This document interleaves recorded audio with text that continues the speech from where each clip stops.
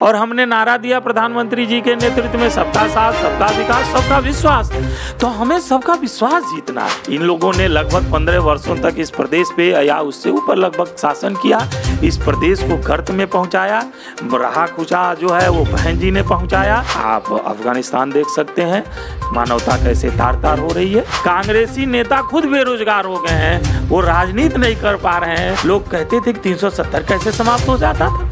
Bharatiya Janata party लगभग 340 सीटें इस प्रदेश में जीतेगी। कहते हैं कि उनकी सरकार बनी तो हम परशुराम जी की मूर्ति स्थापना करेंगे। ब्राह्मण सम्मेलन किए जा रहे हैं, ब्राह्मणों के वोट पे राजनीति हो रही है। आपकी सरकार भी जो है पिछड़े वर्ग के सीट को पोलराइज करने के लिए जो है तमाम सारे मंत्रालय में जो है पद दिए गए। कहीं ना कहीं उत्तर प्रदेश की राजनीति जब बात चुनाव आता है तो जातिगत समीकरण बनने लगता है। देखिए, मैं आपके प्रश्नों का दो भाग है। मैं पहले प्रश्न का उत्तर दे लूँ कि अखिलेश जी जो ब्राह्मणों को लेकर कर रहे हैं, मैं आपको बेहद स्पष्टता के साथ बता दूं कि यह देश राष्ट्र निर्माण में योगदान देने वाला ब्राह्मण समाज है, स्वतंत्रता का आंदोलन लड़ने वाला ब्राह्मण समाज है। तिलक जी के नेतृत्व में स्वतंत्रता का जो बिगुल बजा, बहिष्कार और स्वदेशी का जो आंदोलन चला, बंग भंग का जो बंगाल के विभाजन को अंग्रेजों ने वापस लिया, ऐसे तिलक जी के वंशज ब्राह्मण हैं। और परशुराम जी तो हमारे 10 अवतारों में एक हैं, तो सर्व समाज के देवता हैं। वो कोई ब्राह्मणों के नेता थोड़े हैं, वो तो देवता हैं। तो देवता की आराधना छुट्टी करके नहीं हो सकती है। और देवता अगर है तो उस देवता की आराधना अगर अखिलेश जी कर रहे हैं तो हमारे लिए तो बहुत हर्ष की बात है। वो श्री राम जी की आराधना करें, वो श्री कृष्ण जी की आराधना करें, वो काशी विश्वनाथ जी का दर्शन करें, वो मथुरा हमारे जन्म स्थान पे, हमारे भगवान के जन्म स्थान पे जाएं। वो हम तो निमंत्रण देते हैं कि वो श्री राम जन्मभूमि का दर्शन करने जाएं, श्री राम लला जी का। तो ये तो बहुत पुण्य की बात वो कर रहे हैं। लेकिन नहीं, महत्वपूर्ण प्रश्न ये है कि आपकी पार्टी भी जो है जातिगत समीकरण को बनाने की कोशिश कर रही है। चुनाव के ठीक पहले जो है पिछड़ा वर्ग, अनुसूचित वर्ग और तमाम सारे ऐसे वर्गों को बनाकर उत्तर प्रदेश की राजनीति में सेट करने की कोशिश कर रही है। देखिए, राजनीतिक दलों का मैं बहुत बेलाग आपसे बात करूं तो मुख्य उद्देश्य होता है सत्ता प्राप्त करना। किसी भी राजनीतिक दल का मुख्य उद्देश्य होता है सत्ता प्राप्त करना, क्योंकि उस सत्ता प्राप्त करने के अगर हम सत्ता नहीं प्राप्त करेंगे तो अपनी योजनाओं को कैसे लागू करेंगे। भारतीय जनता पार्टी का जो अंत्योदय का सिद्धांत है, जो पंडित दीनदयाल उपाध्याय जी, श्यामा प्रसाद मुखर्जी जी के नेतृत्व में रचा गया दीनदयाल जी का जो सिद्धांत है, उसमें हम समाज के अंतिम पंक्ति के अंतिम व्यक्ति के उत्थान की बात करते हैं। और भारतीय जनता पार्टी केंद्रीय नेतृत्व को ये लगता है कि किसी वर्ग में सरकार को लेके ऐसा है कि कोई वर्ग सोच रहा है सरकार हमारा सहयोग नहीं कर रही है। और हमने नारा दिया प्रधानमंत्री जी के नेतृत्व में सबका साथ, सबका विकास, सबका विश्वास। तो हमें सबका विश्वास जीतना है। और ये सबका विश्वास हम तभी जीत सकते हैं जब सब लोग ये सोचें कि सरकार में हमारी भागीदारी है, इस सरकार में सबका साथ है, यह सरकार सबका विकास कर रही है। तब यह सरकार सबका विश्वास अर्जित करेगी। और इस ध्येय वाक्य को पूरा करने के लिए हम समाज में जो दबे कुचले बंधु हैं उनको मुख्य धारा में लाकर राजनीतिक रूप से महत्वपूर्ण स्थान दे रहे हैं। और हम केवल पार्टी में नहीं दे रहे हैं, हम विभिन्न छोटे दलों से जो समाज के विभिन्न वर्गों का प्रतिनिधित्व करते हैं उनसे भी समझौता वार्ता करके उनके भी नेताओं को सम्मानजनक स्थान दे रहे हैं कि सबका साथ, सबका विकास, सबका विश्वास रहेगा, तभी भारत की राष्ट्रीय एकात्मकता बनी रहेगी और तभी भारत माता विश्व गुरु के पद पर पुनः आसीन होगी।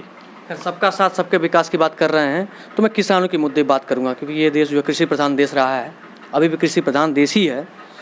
ऐसे में किसानों की बड़ी उपेक्षा हुई है। बात करें पूर्वांचल की, हम जिस पूर्वांचल क्षेत्र में हैं, कुशीनगर, देवरिया, महाराजगंज, ये गन्ना बाहुल्य क्षेत्र कहा जाता है। गन्ना के मूल्यों में वृद्धि नहीं हुई जब से आपकी सरकार बनी, और जो वृद्धि हुई वो इतनी अच्छी वृद्धि नहीं हुई कि जिससे किसानों का विकास हो सके। तो कहीं ना कहीं किसान उपेक्षित है, ऐसा आप समझते हैं? नहीं, बिल्कुल नहीं। देखिए, जैसे हम अध्यापक हैं, आप पत्रकार हैं, हमारे परिवार के लोग किसान हैं। भारत की कुल जनसंख्या का लगभग 60% लोग किसान परिवारों से आते हैं।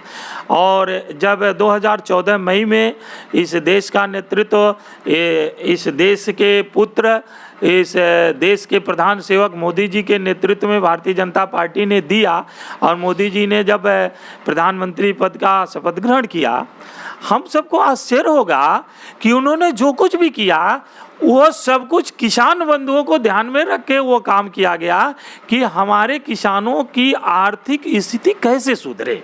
अब जैसे गांव में रहने वाले अधिकांश लोग किसान हैं, लघु किसान हैं, सीमांत किसान हैं, बड़े किसान हैं, हर प्रकार के किसान हैं, तो हमने किसान सम्मान निधि दी, हमने उन किसान बंधुओं को प्रधानमंत्री ग्रामीण आवास दिया, हमने उन किसान बंधुओं को आयुष्मान कार्ड दिया, हमने किसान परिवार के माताओं और बहनों को उज्ज्वला स्कीम दी।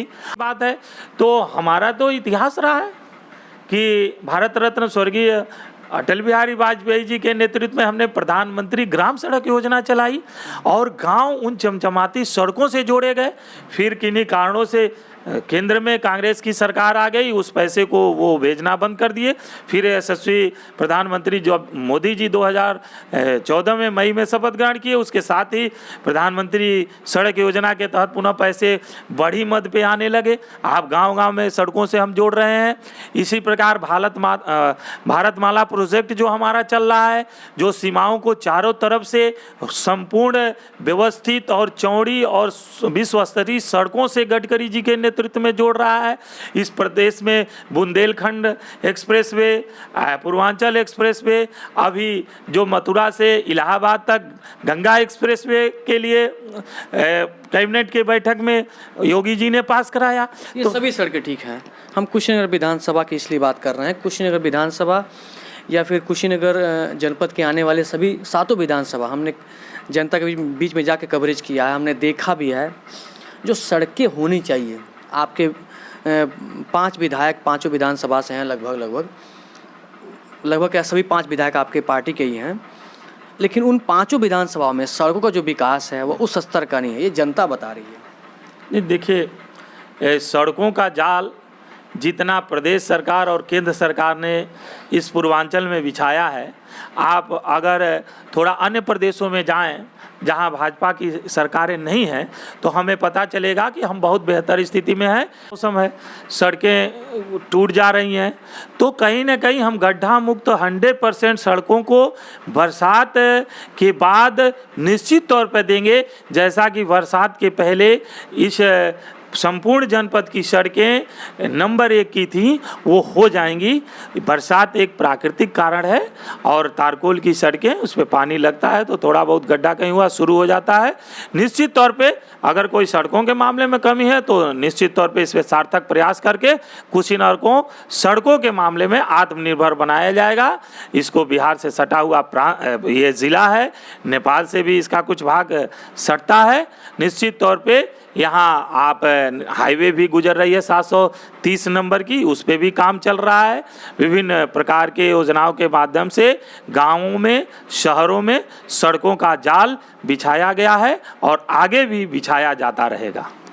अब सबसे अंतिम और सबसे महत्वपूर्ण सवाल, 2022 का चुनाव होना है, बड़ा महत्वपूर्ण है। आपकी सरकार रहे केंद्र राज्य दोनों में है। आप कुशीनगर ज़िले से हैं, आपके पिताजी पडरौना विधानसभा से विधायक रहे हैं और आप विधानसभा की तैयारी कुशीनगर से कर रहे हैं, यानी कसिया से कर रहे हैं। पडरौना से क्यों नहीं? देखिए भाई साहब, मैं आपसे विनम्र आग्रह कर लूँ कि मैं तैयारी कोई नहीं कर रहा हूँ। मैं यदि आपको ऐसा अपने बोर्डिंग में जो लगाया है वो कुशीनगर का नाम है। मैं भारतीय जनता पार्टी के कार्यकर्ता के नाते जो भी काम अभी तक मिला है उसको कर रहा हूँ। आगे जो नेतृत्व कहेगा वो करूँगा, लेकिन मैं कार्यकर्ता के नाते संतुष्ट हूँ। नेतृत्व ने आह्वान किया था कि जो अपना टीकाकरण अभियान चल रहा है, जो राशन का अभियान चल रहा है, उस पर जो लोग होर्डिंग लगाना चाहते हैं, मुझे भी लगा कि अगर केंद्र सरकार और प्रदेश सरकार के नेतृत्व में इतना बड़ा काम हो रहा है कि हम अगले नवंबर के बाद भी प्रत्येक परिवार को राशन दे रहे हैं और मुफ्त में जहां यूरोप में जो विकसित। नहीं, आप इस बात को घुमा रहे हैं। आप, मेरा सवाल सीधा है, यदि आपको चुनाव लड़ने का मौका मिलता है तो किस विधानसभा चुनाव लड़ेंगे? देखिए, मौका पार्टी देती है। मेरा कार्य क्षेत्र संपूर्ण जिला है। कार्यकर्ता के नाते जो भी पार्टी जिम्मेदारी देगी उसको मैं, पहले भी मैं कुशीनगर विधानसभा का लोकसभा में चुनाव का संयोजक रहा हूँ। उसके पहले मैं पडरौना में नगर पालिका का जो अपना चुनाव हुआ उसका संयोजक रहा हूँ। और निश्चित तौर पे जो हमारे कार्यक्रम चलते हैं पार्टी पदाधिकारी के नाते, पिछले कार्यकाल में भी लगभग मैं 20 कार्यक्रमों का जिला संयोजक था। और पार्टी जो भी काम देती है उसे हम कार्यकर्ता भाव से करते हैं, क्योंकि हमारा नारा है सबका साथ, सबका विकास, सबका विश्वास और सेवा ही संगठन है। तो इसमें कहीं हम लोग राष्ट्र निर्माण में लगे हैं। अपने लिए इस भी अच्छा होगा, अच्छा हुआ ये आज तक। पिता विधायक रहे, भारतीय जनता पार्टी में 91 से उन्होंने अपनी यात्रा शुरू की। भारतीय जनता पार्टी ने बहुत कुछ दिया। मैं भी एक स्वयंसेवक के रूप में अपनी यात्रा शुरू किया। आज भारतीय जनता पार्टी में युवा मोर्चा में शिक्षक प्रकोष्ठ में रहने के बाद दूसरी बार जिले का उपाध्यक्ष हूँ। अभी आगे भी जो काम होगा उसको किया जाएगा। सबसे बड़ी बात है कि सेवा ही संगठन है। जैसे आप एक उदाहरण से मैं इसको थोड़ा आप उधर ले चलूँगा आपको। सपा के राष्ट्रीय अध्यक्ष अखिलेश जी हैं, संरक्षक आदरणीय मुलायम सिंह यादव जी हैं। अब एक टीका कोरोना महामारी में, ये कितने हर्ष का विषय है कि देश के वैज्ञानिकों ने देश में कोरोना का टीका विकसित किया और अखिलेश जी ने ये कहा कि मैं मोदी टीका है इसको नहीं लगवाऊंगा। और उससे जनता भी कहीं ना कहीं थोड़ा जनता में घबराहट आई। लेकिन आज वही अखिलेश जी पहली पंक्ति में जाके अपना टीका लगवा लिए। उन्होंने तो मन से कहा कि मैंने टीका नहीं लगवाया है। नहीं, वो कैसे कह सकते हैं भाई कि मैं टीका नहीं लगवाया हूँ? आप जाके पता करिए। निश्चित तौर पे वो, मुझे ये विश्वास है कि वह सब परिवार, सारे जो टीके लगने के आयु वर्ग है 18 वर्ष और उससे ऊपर, तो उनके परिवार और रिश्तेदारी में जितने लोग होंगे वह निश्चित तौर पे मुझे पूर्ण विश्वास है कि टीके का दूसरा डोज भी ले चुके होंगे। यह जनता को बरगलाने की राजनीति करते हैं। इन लोगों ने लगभग 15 वर्षों तक इस प्रदेश पे या उससे ऊपर लगभग शासन किया। इस प्रदेश को गर्त में पहुँचाया। रहा खुशा जो है वो बहन जी ने पहुँचाया।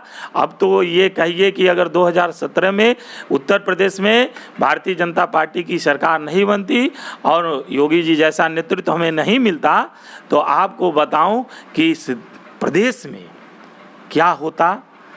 ये पश्चिम उत्तर प्रदेश के विभिन्न जिलों के विभिन्न संकेतात्मक उदाहरणों से आप समझ सकते हैं। चूँकि मैं उन्हें पुनः व्यक्त नहीं करना चाहता हूँ। आप अफ़गानिस्तान देख सकते हैं, मानवता कैसे तार तार हो रही है। तो निश्चित तौर पे, और यही काम इस राष्ट्र में अगर 2014 में यशस्वी प्रधानमंत्री मोदी जी नहीं आए होते तो क्या आप ये कल्पना कर सकते थे कि राम मंदिर हम अपने जीवन काल में दिखेंगे? ठीक है, सर्वोच्च न्यायालय, माननीय सर्वोच्च न्यायालय का निर्णय है, लेकिन जो निर्णय है वो निर्णय क्यों आया? निर्णय के लिए हमारे मातृ संगठन ने किस प्रकार से आंदोलन चलाया कि कसाब के मुकदमे को हम 12 बजे रात में देख सकते हैं। माननीय सर्वोच्च न्यायालय के विभिन्न उदाहरणों से स्पष्ट था कि इस मामले में वह रुचि नहीं ले रहे थे। लेकिन सर्वोच्च न्यायालय चूँकि हमारी संवैधानिक व्यवस्था है, हम सब उसके अंग है। सर्वोच्च न्यायालय ही सबसे बड़ी संस्था है, शक्ति पृथक्करण का सिद्धांत है। तो सर्वोच्च न्यायालय ने जब समझा, लोगों की भावनाओं से अवगत हुए माननीय न्यायाधीशगण, तो निर्णय भी आया। क्या हम कभी सोच सकते थे? लोग कहते थे कि 370 कैसे समाप्त हो जाता था। हो सकता है कश्मीर विधानसभा में जब तक 2/3 बहुमत नहीं आएगा, कश्मीर विधानसभा बहुमत नहीं पास करेगी, तब तक केंद्र सरकार 2/3 बहुमत से इसको नहीं उलट सकती है। लेकिन है, हमारी व्यवस्था है। हमारे नेतृत्व को धन्यवाद।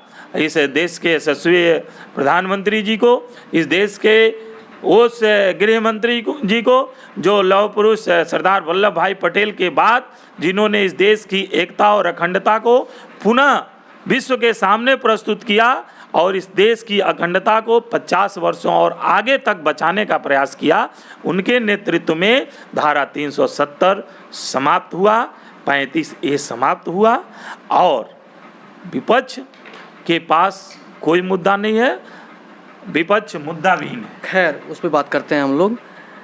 समाजवादी पार्टी ब्राह्मण सम्मेलन कर रही है, सपा भी ब्राह्मणों को एकत्रित करने की कोशिश कर रही है, तो इससे आपकी पार्टी को कहीं ना कहीं नुकसान होगा, आप ऐसा मानते हैं?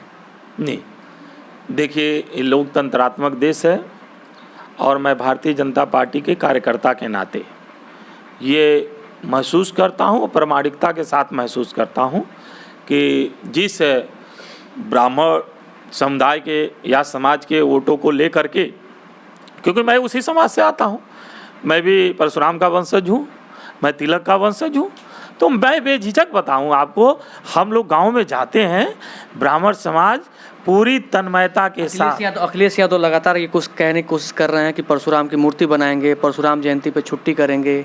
आपकी सरकार आई, परशुराम जयंती की छुट्टी भी खत्म कर दी, तो कहीं ना कहीं ये मैसेज जा रहा है। जब आप राष्ट्र निर्माण के काम में लगते हैं तो इन जयंतियों पे छुट्टी बंद होनी चाहिए, क्योंकि जब स्कूल खुले रहेंगे तो उस दिन उस महापुरुष के बारे में बातें होंगी, तो कक्षा 6 से लेकर के 12वीं तक के बच्चे, प्रथम से लेके 6वीं तक के बच्चे उस महापुरुष के बारे में जानेंगे, उनके वैचारिक अधिष्ठान को जानेंगे, इस देश के लिए उस महापुरुष ने क्या योगदान दिया, क्या वो स्वतंत्रता संग्राम सेनानी थे, वो कवि थे, वो कोई महाकाव्य के रचयिता थे। कि वित्त मंत्री हैं, उनके नेतृत्व में 20 लाख करोड़ रुपए के प्रधानमंत्री राहत कोष की घोषणा की गई, तो उसने अर्थव्यवस्था को निश्चित तौर पर बूस्टअप किया है और महंगाई जो दिख रही है उसको हम कंट्रोल करने के प्रयास में है और निश्चित तौर पे हम जनता को उससे अभी तक बचाने में सफल रहे हैं। आगे जो थोड़ा बहुत है उससे भी हम निश्चित तौर पे उस दिशा में काम कर रहे हैं, उसको भी हम कंट्रोल करेंगे। रोजगार का मुद्दा बड़ा सवाल है, युवाओं के मन में बड़ा एक सवाल है कि सरकार जब चुनाव लड़ रही थी उस समय मैनिफेस्टो में कहा गया था, चुनावी घोषणा में भी लगातार मंचों से कहा गया था युवाओं को रोजगार दिया जाएगा। केंद्र और राज्य दोनों से युवा जो है नाराज दिख रहे हैं, क्योंकि रोजगार का बड़ा मुद्दा है आपके सामने। देखिए, जब हम रोजगार की बात करते हैं तो रोजगार भारत की थोड़ी सी टेंडेंसी अलग है, खास करके उत्तर भारत की। इसमें सरकारी सेवा को ही रोजगार समझा जाता है, जबकि जैसे जो टेक्नोक्रेट्स हैं, जो MBA किए हुए लोग हैं, जो विभिन्न माध्यमों से टेक्निकल डिग्री रखे लोग हैं, उनके लिए सरकार हर स्तर पे प्रधानमंत्री जी के नेतृत्व में कौशल विकास मंत्रालय का गठन किया गया। हम 10वीं और 12वीं में IIT जो लड़के पास हैं, पॉलिटेक्निक पास हैं, या विभिन्न कौशल विकास मिशन के माध्यम से विभिन्न स्तरों पे उनकी ट्रेनिंग दिला करके अभी इस प्रदेश के लोकप्रिय मुख्यमंत्री योगी जी के नेतृत्व में जो अपना IIT चलती है हर जिले पे, पॉलिटेक्निक ITI चलती है। इन ITI में ये स्पेशल अभी मुख्यमंत्री जी ने कहा कि आप प्रोग्राम बना करके युवाओं को ट्रेनिंग करें, चाहे वो ताकि स्वरोजगार के लिए अपना काम कर सकें। तो रोजगार की हर स्तर पे 2014 से लेके आज की तिथि में 2021 में हम लोग बातचीत कर रहे हैं, तो कहीं ना कहीं बेरोजगारी का जो हवा खड़ा किया जा रहा है कांग्रेस के द्वारा, कांग्रेसी नेता खुद बेरोजगार हो गए हैं, वो राजनीति नहीं कर पा रहे हैं, उनका अपना राजनीतिक बेरोजगारी बढ़ी है इस देश में, और खास करके विपक्षी दलों की राजनीतिक बेरोजगारी इतनी ज़्यादा बढ़ गई है, और यह इसलिए बढ़ी है कि भारतीय जनता पार्टी ने अपने राष्ट्रीय नेतृत्व के आह्वान पर, अपने यशस्वी प्रधानमंत्री जी के नेतृत्व में और अपने लोकप्रिय राष्ट्रीय अध्यक्ष नड्डा जी के नेतृत्व में सेवा ही संगठन माध्यम दिया, तो कोरोना में हम ही दिखे। चारों तरफ भारतीय जनता पार्टी के कार्यकर्ता ही दिखे, सड़कों से लेके अस्पतालों में फल वितरित करते हुए, ब्लड डोनेशन करते हुए, सड़कों पे अपने जो प्रवासी मजदूर बंधु गुजर रहे थे उनकी सेवा करते हुए, खाद्यान्न के माध्यम से विभिन्न प्रकार से जो भी हम कर सकते थे। तो बेरोजगारी कांग्रेस में बढ़ी है, बेरोजगारी बसपा के नेताओं में बढ़ी है, बेरोजगारी सपा के नेताओं में बढ़ी है। अब वो राजनीतिक बेरोजगारी जो है उसको वो आर्थिक तौर पर युवाओं को भरगलाने के लिए ऐसा कह रहे हैं। हमारी सरकार नित और हर क्षण युवा उद्यमी बने, युवा स्वरोजगार में आगे बढ़े, युवा का जो युवा अवस्था है वो कहीं से ये मतलब उसको कह सकते हैं कि उसको कहीं से दुख अविषाद न घेरे, उस दिशा में हम काम करने वाले हैं वैचारिक स्तर पे लोग। खैर, बड़ा महत्वपूर्ण सवाल है। आपने कहा कि बेरोजगारी के मुद्दे पे, ठीक है, हमने माना इस बात को, लेकिन विपक्ष की बात करें तो विपक्ष आपके ऊपर एक सीधा आरोप लगाता है कि अभी हाल ही में जो निकाय चुनाव हुए उसमें हमने देखा किस तरह से जो है लगातार जो है सीतापुर में जो घटना हुई, बलरामपुर में और अन्य जिलों में जो घटनाएं हुई, इस पे सरकार कानून व्यवस्था कहीं विफल होती नज़र आ रही है। उसका बड़ा ये आरोप है आपके ऊपर विपक्ष का। देखिए, वो जो चुनाव हुआ वो कोरोना का उस समय पीक भी बढ़ गया था। चूँकि चुनाव हाईकोर्ट के दिशा निर्देश में हुआ, माननीय उच्च न्यायालय के दिशा निर्देश में हुआ, तो प्रदेश सरकार उस चुनाव को कहीं नहीं भी कराती तो भी अवमानना की नोटिस प्रदेश सरकार को मिलती। और राजनीतिक दल में काम करने वाले लोग हैं, कहीं ना कहीं थोड़ा बहुत कुछ हुआ होगा। सवाल यही है कि विधानसभा का चुनाव होना है, क्या लगता है कितनी सीटें आपको मिलने वाली हैं? देखिए, 403 में 325 जो अभी हमारी सीटें हैं, आप विश्वास करें कि माननीय मोदी जी के नेतृत्व में माननीय जेपी नड्डा जी और गृह मंत्री आदरणीय हम सबके प्रातः स्मरणीय अमित शाह जी के संगठनकर्ता का जो गुण है, ऐसे संगठन धर्मी नेतृत्व में आदरणीय योगी जी के लोकप्रियता के कारण और प्रदेश के संगठन मंत्री यशस्वी सुनील बंसल जी के कारण, इस प्रदेश के यशस्वी प्रदेश अध्यक्ष आदरणीय स्वतंत्र देव जी के कारण और हमारे प्रदेश स्तर, राष्ट्र स्तर और हर नेता के कारण, और मैं कह दूं कि चुनाव की जो धुरी है जो हमारे लिए देवतुल्य हैं, ऐसे बूथ अध्यक्ष बंधुओं के मेहनत और त्याग के बल पर भारतीय जनता पार्टी लगभग 340 सीटें इस प्रदेश में जीतेगी और प्रचंड बहुमत के साथ एनडीए की सरकार इस प्रदेश में पुनः बनेगी। बहुत बहुत धन्यवाद हमसे बात करने के लिए। ये थे हमारे साथ कुशीनगर के भारतीय जनता पार्टी के जिला उपाध्यक्ष, पेशे से शिक्षक भी हैं, पूर्व पत्रकार भी रह चुके हैं और इस समय समाज सेवा के साथ साथ राजनीति में सक्रिय रूप से हैं, विधानसभा की तैयारियां भी कर रहे हैं। खैर, बातों का जवाब इन्होंने बड़े शानदार तरीके से दिया, बहुत स्पष्ट तरीके से बताया इनकी पार्टी, इनकी सरकार किस तरीके से जनता के हित में, आम जनमानस के हित में लगातार कैसे काम कर रही है। तमाम से बड़े आरोप भी लगाए उन्होंने विपक्ष के ऊपर। अब देखना वाकई में है कि ये विधानसभा का जो चुनाव है वो जनता किसकी ओर जाती है, क्योंकि विधानसभा का चुनाव बड़ा महत्वपूर्ण होने वाला है। हर मुद्दे पर जनता सक्रिय है, वोट किसको मिलेगा ये आपके ऊपर देखना बाकी है। हमारी कवरेज लगातार जारी है, हर विधानसभा में हम पहुंचेंगे, उनके सवाल आपके सवाल जो है प्रत्याशियों से पूछेंगे और जानेंगे कि आखिर क्या सोचना है जनता का। ऐसी कवरेज लगातार जारी है उत्कर्ष पत्रिका पर। मेरे साथ मैं उमर मिश्रा, शुक्रिया।